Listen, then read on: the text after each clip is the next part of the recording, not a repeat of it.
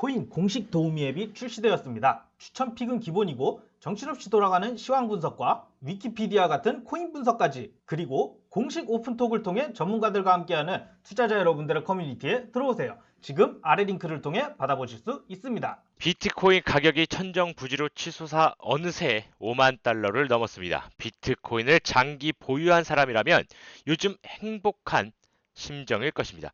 그런데 그 기쁨을 만끽하는 사람 중 한 명이 김정은이라면 어떻겠습니까? 지금 북한은 몇 년째 이어지는 대북 제재에 신종 코로나 바이러스 감염증에 따른 셀프 봉쇄까지 1년째 겹쳐 돈을 벌 곳이 없습니다. 북한은 무역의 95%를 중국에 의존하는데 지난해 대중 수출액은 4,800만 달러, 약 530억 원에 그쳤습니다.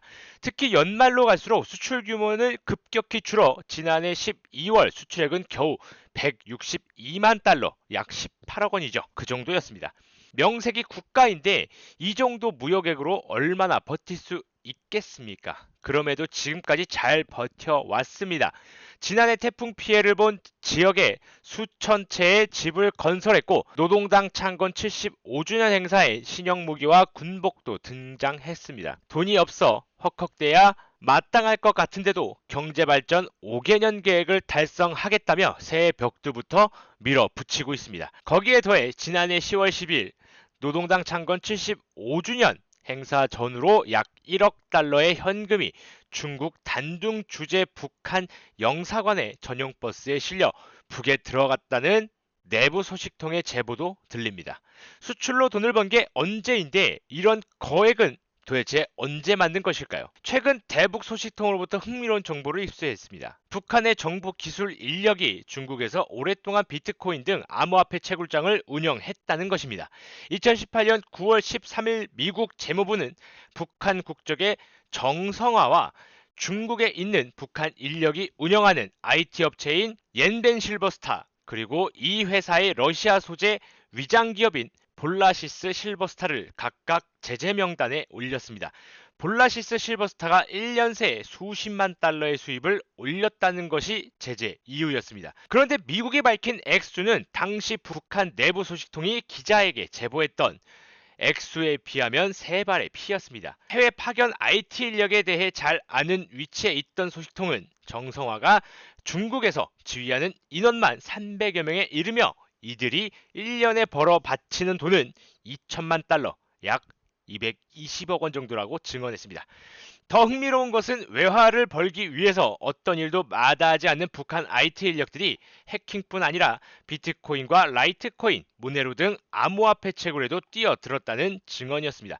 중국 공장에 단체로 숙식하며 지내던 1인당 상납금이 많지 않은 다른 북한 노동자들은 재작년 말 대다수 귀국했습니다. 그러나 정성화가 이끄는 IT 외화벌이 전사들은 미국 제재에도 아랑곳하지 않고 지금까지 중국에서 활동 중인 것으로 파악되고 있습니다.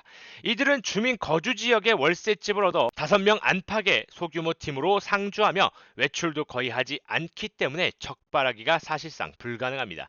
하루 16시간씩 꼬박 앉아 작업을 하다 보니 허리 디스크가 없는 사람이 없을 정도로 학대를 당하지만 탈출은 불가능합니다. 이런 IT 노예들이 중국의 외진 지역들에서 최소 5년 이상 채굴장을 운영했다면 암호화폐를 얼마나 채굴했을까요? 거기에 북한 해커에 의한 암호화폐 해킹 뉴스는 너무 많아 이제는 관심도 끌지 못할 지경입니다.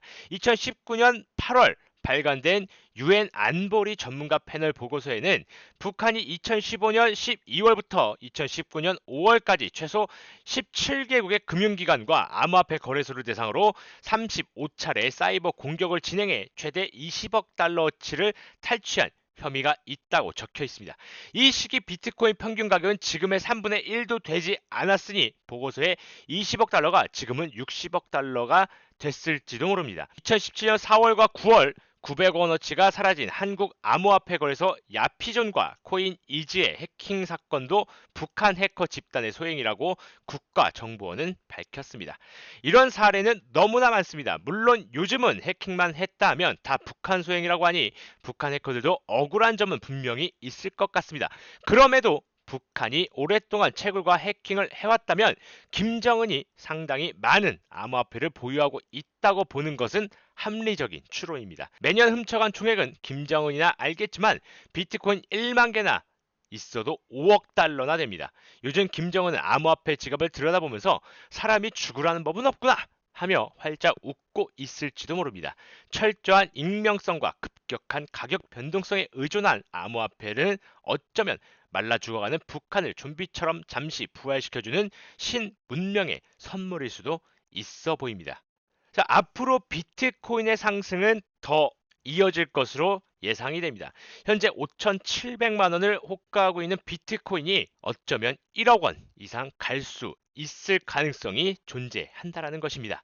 최근 테더에서 추가 발행한 물량만 보더라도 비트코인에 대한 수요는 아직 사그라들지 않았다고 판단할 수 있겠습니다.